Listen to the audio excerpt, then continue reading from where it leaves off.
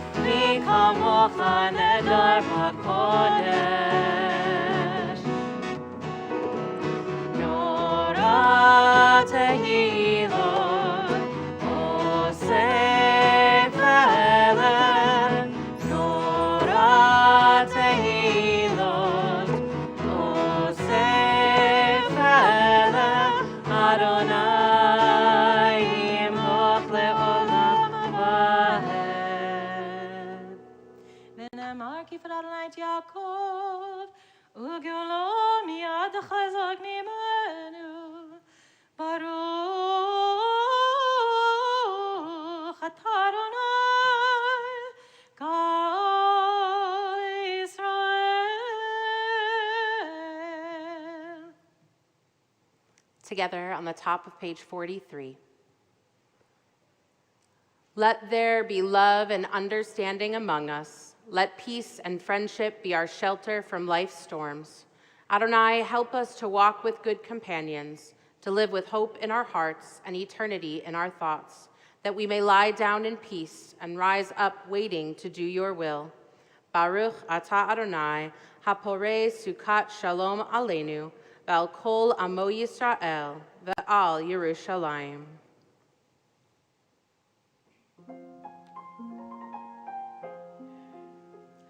V'shamru b'nei Yisrael et ha-Shabbat, לעשות את השבת לדורותם.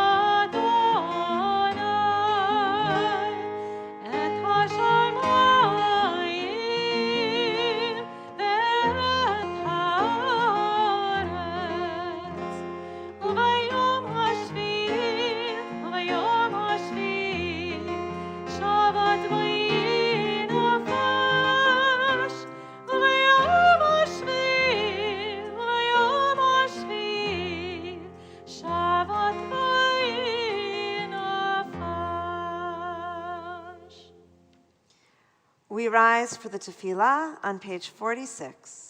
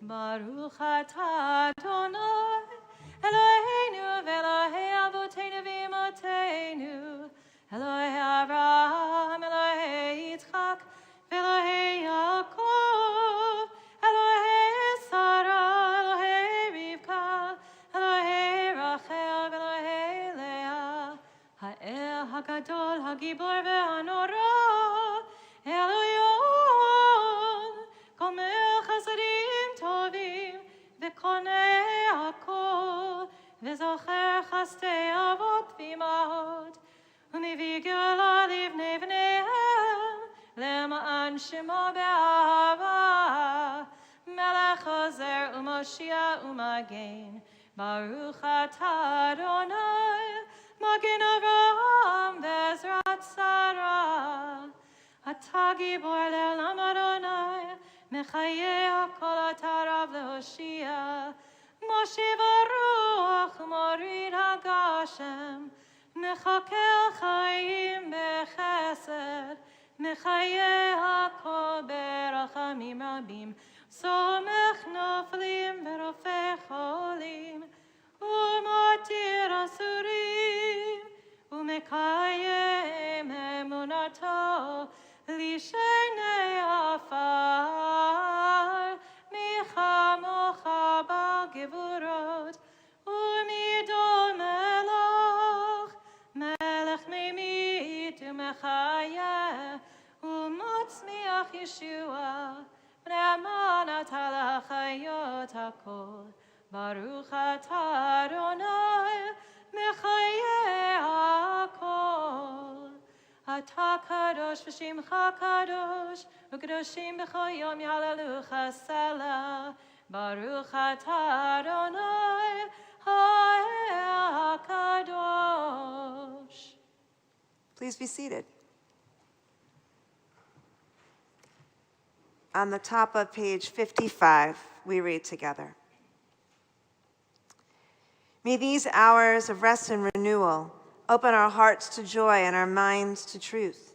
May all who struggle find rest on this day. May all who suffer find solace. May all who hurt find healing on this day. May all who despair find purpose. May all who hunger find fulfillment on this day. And may this day fulfill its promise. Baruch atah Adonai, Mekadesh HaShabbat. On the bottom of page 57. You are with us in our prayer, our love, and our doubts, and our longing to feel your presence and do your will. You are the still clear voice within us. Therefore, O God, when doubt troubles us, when anxiety makes us tremble, when pain clouds the mind, we look inward for the answer to our prayers. There may we find you, and there find courage, insight, and endurance, and let our worship bring us closer to one another, that all Israel and all who seek you may find new strength for your service. Baruch atah Adonai, she'otecha levadecha, b'yirah na'avod. On page 58, we read together, Hoda'ah, our prayer for thanksgiving. We acknowledge with thanks that you are Adonai our God, and the God of our ancestors forever. You are the rock of our lives, and the shield of our salvation in every generation.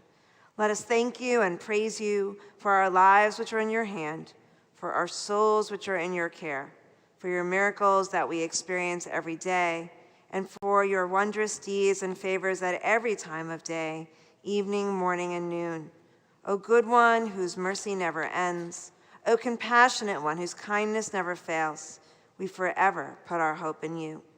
For all these things, O sovereign, let your name be forever praised and blessed.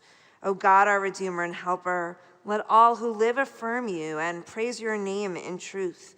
Blessed are you, Adonai, your name is goodness, and you are worthy of thanksgiving. Baruch atah Adonai, hatov shimcha ulecha na'eh lechodot. And on page 61, we share in Birkat Shalom our fervent prayer for peace together. Grant us peace, your most precious gift, O eternal source of peace, and give us the will to proclaim its message to all the peoples of the earth. Bless our country as a safeguard of peace, its advocate among the nations. May contentment reign within our borders, health and happiness within our homes. Strengthen the bonds of friendship and fellowship among all the inhabitants of every land. Plant virtue in every soul, and may the love of your name hallow every home and every heart. Praised are you, Eternal One, who blesses our people with peace. Baruch atah Adonai, hamivarech et amo Yisrael b'shalom. We add to our prayers for peace in the world, prayers for healing, for those who face the future not fully whole. If there's someone in your life, someone you hold in your heart, someone on your mind that's in need of healing, think of them now. Close your eyes if you wish, and offer your own personal prayers as you whisper their names out loud.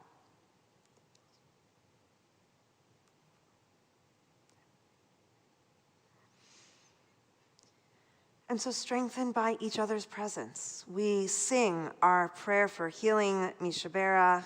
You can find the words, if you need them, on page 253.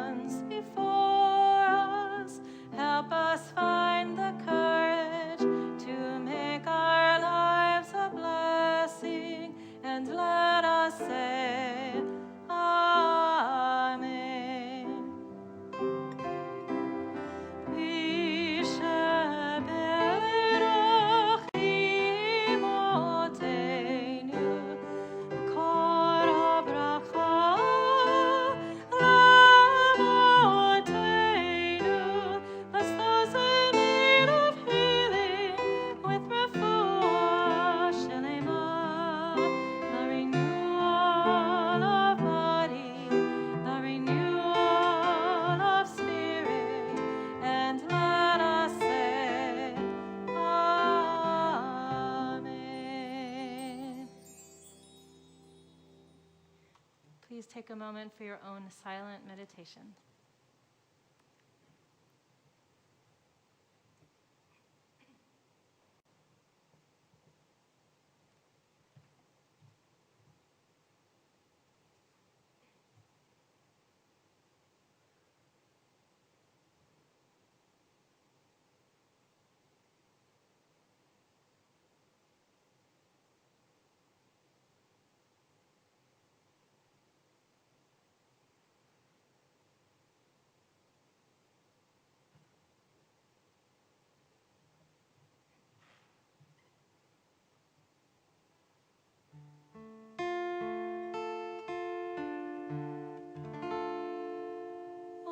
Shalom,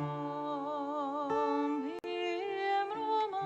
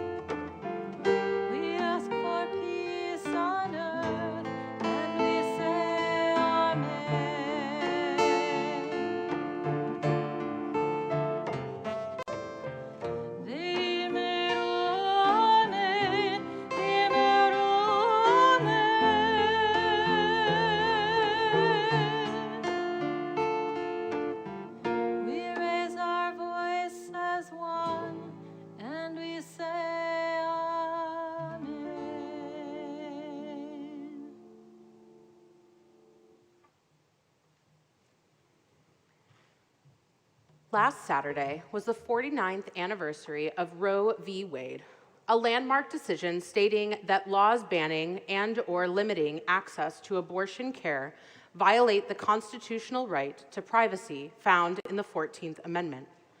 Even with this decision, and it being 49 years ago, individual states in the U.S. have enacted 1,336 abortion restrictions since then, at least 106 of them being in 2021 alone, the highest number of restrictions since Roe v. Wade.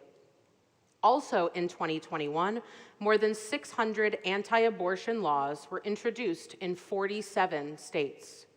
So while we celebrate the freedoms that Roe v. Wade gave people who need abortion access, we also recognize the current threats to these same rights. National Council of Jewish Women has deemed Shabbat Mishpatim, the week we read from the Torah portion Mishpatim, as Repro Shabbat, a Shabbat that is dedicated to speaking about reproductive justice across the country. Parashat Mishpatim is a Torah portion full of laws about idolatry, dietary restrictions, ethical dealings with animals and business, and holidays, just to name a few.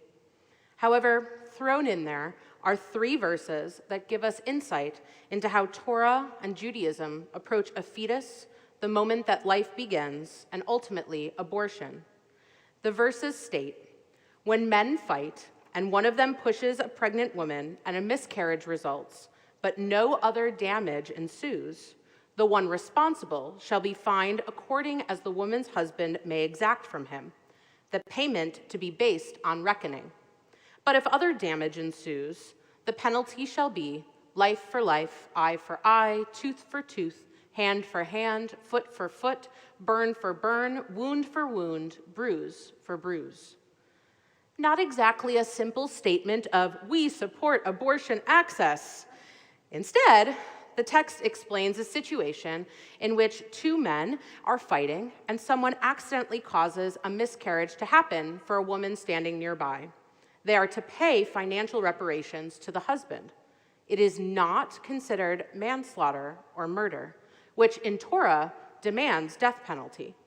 Where the death penalty comes into play here is if that woman was killed, basically whether or not she was pregnant. Then it would be life for life. This shows that Torah does not feel that termination of a pregnancy, accidental or otherwise, is considered murder. The rabbis try to understand these verses more clearly.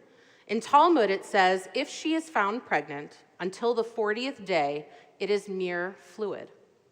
The discussion continues by explaining that until the fetus is 40 days old, which is about 8 weeks of pregnancy, it is considered to be a part of the pregnant person's body. In the Mishnah, it explains that the life of the mother comes before the life of the fetus. The Mishnaic discussion has been extrapolated and commented on to say that this is not just about the physical health of the pregnant person, but about emotional, mental, and spiritual health as well. From when the Torah was written and the commentators started commenting in the 200s until the present, it is widely understood that Judaism supports abortion access as a right for a pregnant person. In 2014, there was a study by the Pew Research Center which found that 83% of Jews supported abortion access. Abortion access is not just a 14th Amendment situation, a right to privacy, but a First Amendment one as well. Policies which discuss fetal personhood or expressing that life begins at conception choose a specific religious view into law, a clear violation of the First Amendment. Laws which restrict or limit abortion access do not let Jews practice Judaism because Judaism permits and maybe even requires abortion. I could go on, but you get the point. I think what we tend to forget, society as a whole and those who are looking to pass anti-abortion laws, that there is a person behind the situation. Frankly, Torah forgets this too. Unsurprisingly, we don't hear the woman's voice in Exodus when the miscarriage or any other damage was done to her and her body. Yet again, unsurprisingly, the rabbis, who are all men, also excluded the woman's voice. And now, again unsurprisingly, the impacted pregnant person's voice is also being silenced. A January 2020 article in Teen Vogue was a compilation of abortion stories from people ages 19 to 73 from all over the country, from religious people to non-religious people, trans men, mothers, women who are currently pregnant, women who do not want children, people who've gone on to experience pregnancy loss, people who are parents to animals, non-binary people, people who are caring for their parents, people who were teenagers when they had their abortions, and people who had illegal abortions prior to Roe v. Wade. A few stories jumped out at me as they encompass the data that shows 1 in 4 women, as well as trans men and non-binary people, will experience an abortion. I just want to share 2 examples with you. Marie, age 30. After having my first child, I asked myself, how can a woman who has brought life into this world possibly be able to have an abortion? But then, I never thought I would find myself 7 weeks pregnant with an almost 3-year-old and a 9-month-old. The initial shock was a happy one, but then I started thinking about how I struggled mentally with my second pregnancy and had finally gotten to a place where I finally felt like myself again after battling postpartum depression and anxiety. As a stay-at-home mom, I knew I wouldn't be able to mentally handle going through with another pregnancy and the taxing newborn phase so quickly after my second. My husband and I went in the following Wednesday morning. I cried all morning.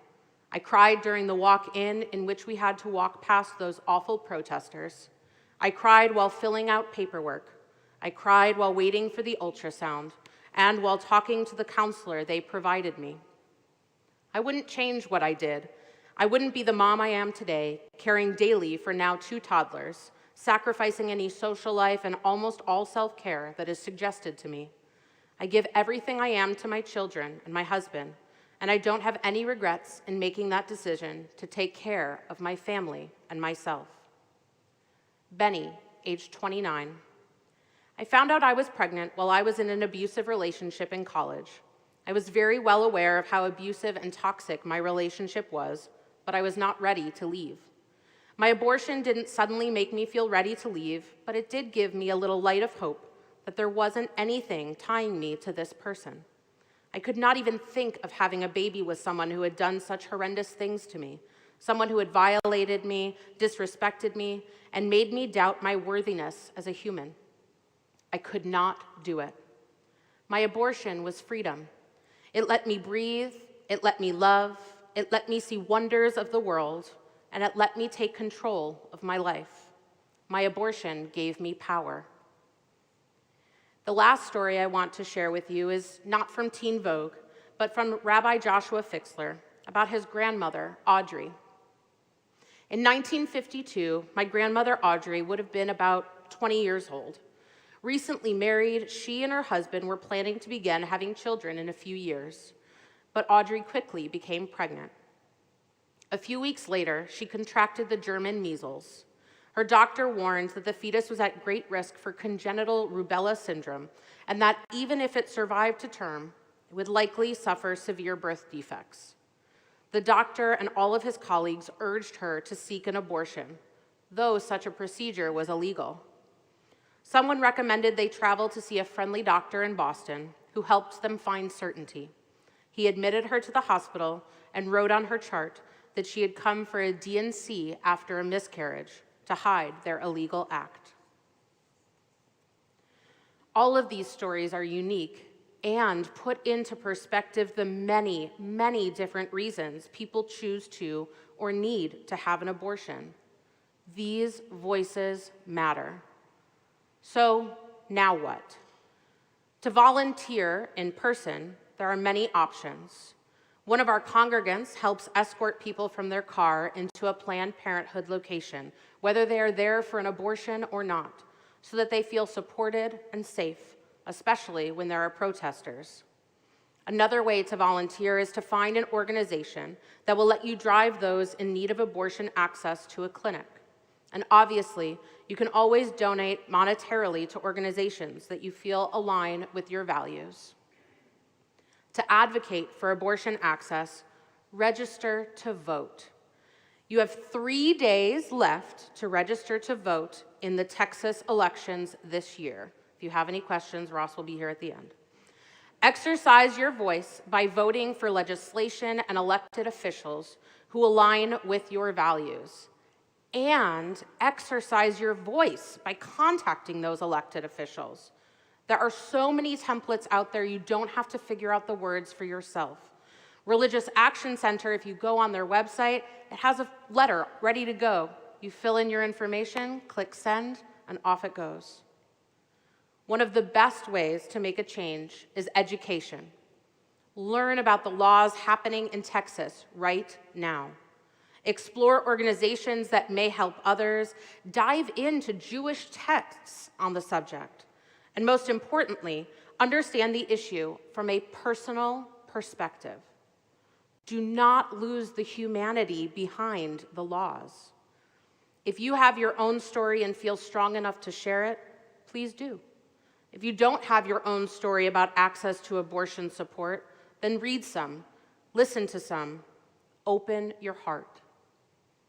Let this Shabbat, Mishpatim, Repro Shabbat, be one where we open our hearts to the world around us by remembering the humanity of the person next to us and remembering the values that Judaism holds dear. Shabbat Shalom.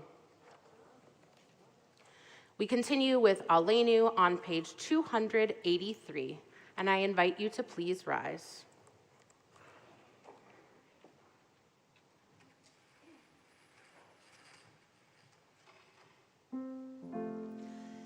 Aleinu לשבח לאדון הכל, לתת גדולה ליוצר בראשית, שהוא שם חלקנו לייחד את שמו, וקורא עלינו להמליך מלכותו, ואנחנו קוראים ומשתחווים ומודים לפני מלך מלכי המלכים הקדוש ברוך הוא, ונאמר והיה אדוני למלך על כל הארץ ביום ההוא יהיה אדוני אחד ושמו אחד.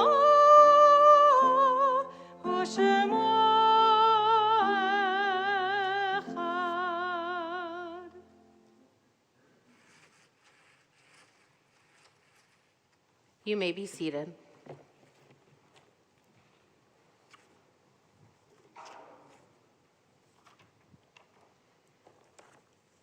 As we turn to page 288 for our memorial meditation, we note with sadness the death of Gary Allen Wagner, father of Captain David A. and Freya Doherty Wagner. A poem by Merritt Malloy. When I die, give what's left of me to children and old men that wait to die. And if you need to cry, cry for your brother walking the street beside you. And when you need me, put your arms around anyone and give them what you need to give me. I want to leave you something better than words or sounds. Look for me in the people I've known or loved, and if you cannot give me away, at least let me live in your eyes and not in your mind. You can love me best by letting hands touch hands and by letting go of children that need to be free. Love doesn't die, people do. So when all that's left of me is love, give me away. Our thoughts turn now to those in our community and extended community who are here to join together or with us on live stream to remember those who have died at this time in years past. As we mark their yard sites, we remember them. Samuel Abramson, Kathy Adelman, Selma Adelman, Lila Anthony, Shirley Arbetter, Alan Bachman, Elaine Basile, Lena Belden, Lena Belsky, Lawrence Berkowitz, Ephraim L. Block, Eva Barkin Block, Ray F. Bodenheimer, Ruth Elaine Bird, Wilfredo Cantu, MD, Paul David Chernus, Nat F. Cohn, Maurice Davis, Paul Feinberg, Mildred Boretz Feiner, Alexander Fremon, Kalman Garfinkel, Abram Gerson, Selma Golden, Edna Guggenheim, Ruth Hendon, Mildred Higdon, Oscar Honig, Mary Holliday, Lillian Hurwitz, Isidore Kaplan, Arthur Corman, Ernst V. Kuntz, Polly Landa, Jane Lauderstein, Norman Lerner, Ruth Levinson, Henry Lieberman, Polly Livingston, Rose Mandel, Marlene Nathan Meyerson, Dorothy Middleman, Dr. Neil Morgan, Levi Stern Newman, Wolf Pearl, Philip J. Pfeiffer, Morris Rafkin, Lenore Burler Rodas, Golda Reutman, Aaron Roos, Lucille Segor, Saul Charlock, Leonard Shadanoff, Joel Ivan Scherer, Alfred W. Simon, Jean Singer, Oscar Spitz, Sonny Stokes, Lois Saphir, Francis Trotner, Edward Unger, Harold Vexler, Sheldon Vexler, Irina Vishnevetsky, Dr. Donald Wayne, Albert Weiner, William Weiss, Dr. Herman S. Wygotsky, Cecilia Whittles, Jesse Wolf, and Babette Wurzburg. We also think of two whose families are in a mourning period of Shloshim. We remember Mark Herzberg and Sherman Kimmelblatt. We also think of one who was buried this past week, today, whose family is in a mourning period of Shiva. We remember Harriet Newman, wife of Sam Newman, mother of Brian and Lee Newman, Alan and Deidre Newman, Lori and David Schwartz, and Paige Newman, grandmother of Isaac, Eva, Skylar, Noah, Jeffrey, and Stephanie, great-grandmother to Ari. With all of these names and those which are in our hearts each and every day, we turn together to page 294 for Kaddish Yatom, rising together as one community. Yit gadal v'yit kadash shemei rabba, be'alma divrach hirutei v'yamlich malchutei, b'chayachon u'vyomechon u'chayei l'chol beit Yisrael, ba'agala u'vizman kari v'imru, amen. Yehei shmei rabba mevarach le'olam ulmei almaya, yit barach v'yishtabach v'yitpa'ar v'yitromam v'yitnaseh, v'yitadar v'yitalev v'yitalal shemei dekudasha brichu, La'ela min kol berchata v'shirata, tushbachata v'nechamata, da'amiran ve'alma v'imru, amen. Yehi shlama rabba min shemaya, v'chayim aleinu v'al kol Yisrael v'imru, amen. Oseh shalom b'imromav, hu ya'aseh shalom, aleinu v'al kol Yisrael v'imru, amen. May the one who creates harmony on high bring peace to us and to all Israel, to which we say, amen. You may be seated. It is my honor to call forward Dr. Amy Benedict, President of our Board of Trustees, to deliver tonight's announcements.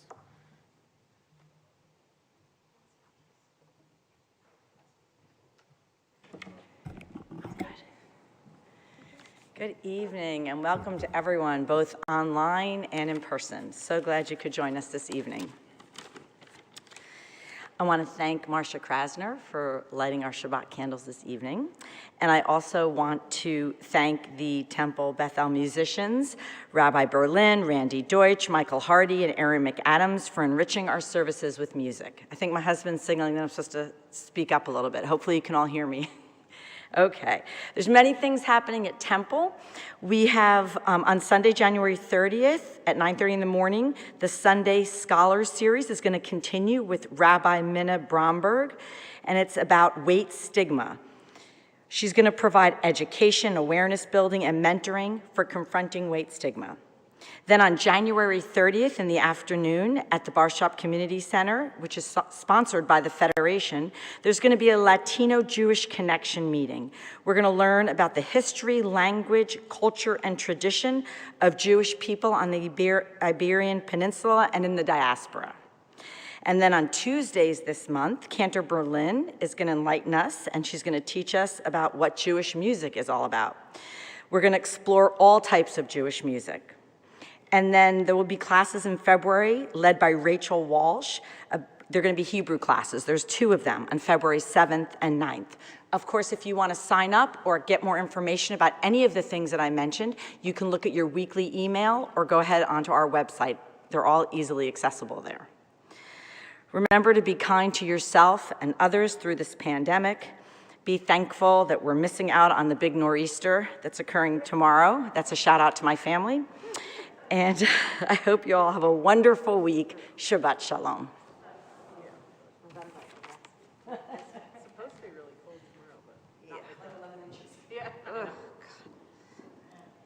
I was saying, my niece's bat mitzvah is next Shabbat and in New York, so I'm happy hopefully I'm escaping the snow. Our closing song is Olam Chesed Yivaneh, Yalalai, lai, lai, lai, lai. Awesome, we'll give you the words. Please rise.